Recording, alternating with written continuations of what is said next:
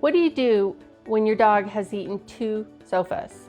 I had to ask myself that question with my first dog, Peach. First thing I had to do was ask myself what happened before the thing that happened. Studies show that unmanageable behavior is one of the 3 biggest reasons why dogs are surrendered. If we want more dogs to stay in their homes, we have to work upstream. We have to identify what went wrong and what we could have done differently before a family felt like they had no other option. I learned about unmanageable behavior when I got it wrong with my first dog. Her name was Peach. We eventually became inseparable, but we sure didn't start out that way. For the first couple of months, there was a lot of frustration and confusion. I just didn't know what to do with this dog's behavior. She destroyed 2 sofas in the first 8 months that we were together. Not 1, 2. And the second one she tore apart while I was taking a shower in the bathroom right next door to her. I was angry, but more than that, I was frustrated. I was fed up. All I wanted to know was why she had done this. Twice. Turns out, it all came down to a little orange and blue ball. When I found Peach's ball underneath what was left of that sofa, I picked it up and started looking backward. I followed the clues all the way back to the day we adopted her. You see, we knew, even before we brought Peach home, that she loved the ball.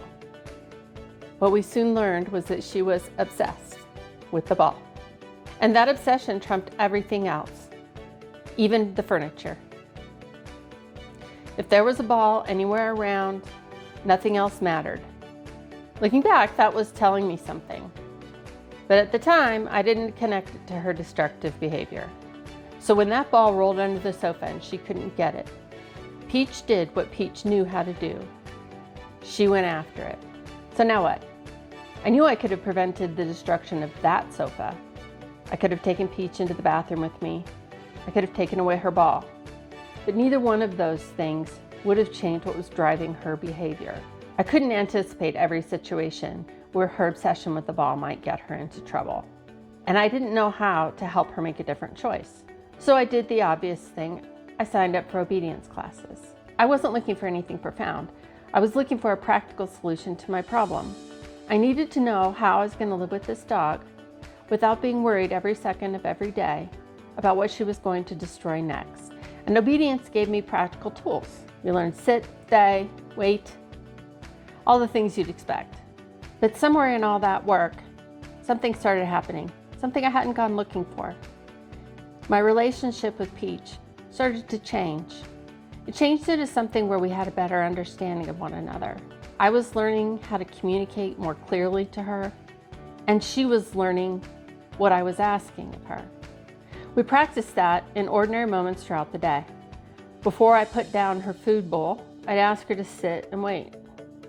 Before we went upstairs, I'd ask her to wait and follow me instead of going ahead.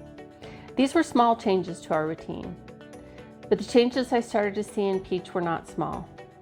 When I asked for her to wait for me to go up the stairs, I started feeling something from her that I didn't expect.